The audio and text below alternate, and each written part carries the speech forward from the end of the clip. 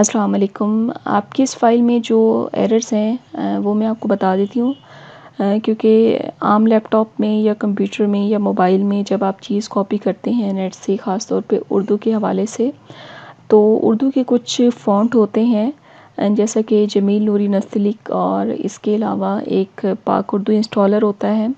ये दोनों आपके लैपटॉप और पीसी में होना ज़रूरी है।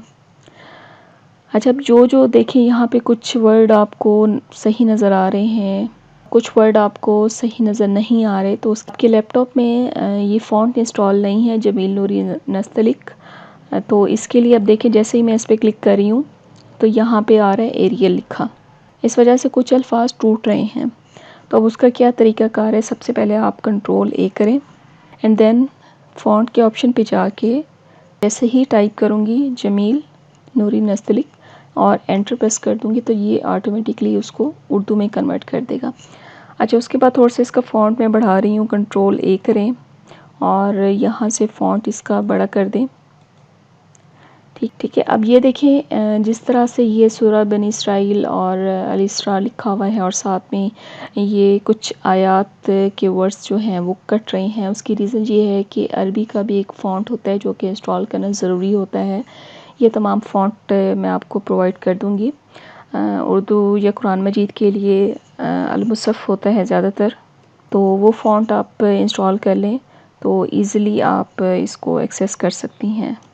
सबसे पहले आप सिलेक्ट करें एंड देन फ़ॉन्ट मेरे पास काफ़ी सारे यहाँ पे इंस्टॉल हैं। हाँ जी, अल मुशफ़। जैसे ही मैं इसको करूँगी तो देखें ये इसको उसने करेक्ट कर दिया। इसका साइज़ भी बड़ा करके देख लें बेशक। देखें ये बिल्कुल एक्यूरेट जो कि कुरान पाक में लिखा होता है, ये एराब के हवाले से भी सही होता है।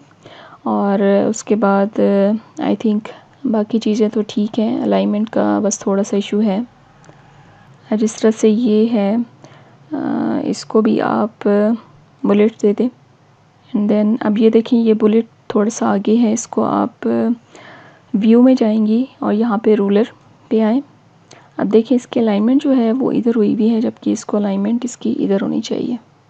इसकी भी अलाइनमेंट गड़बड़ है, इसको भी आपने स्पेस दे के बैक स्पेस करना है। ये सारा काम बैक स्पेस से होगा। अब आप इसको सिलेक्ट करें एंड देन होम पे जाएं और इसको बुलेट दे दें, तो ये एक जैसे साइज़ में बुलेट्स आ जाएंगे सारे। अब देखें इसमें भी थोड़ा सा इशू आ रहा है, तो इसको देखें, इसमें काफ़ी इशू है जो कि नहीं होना चाहिए।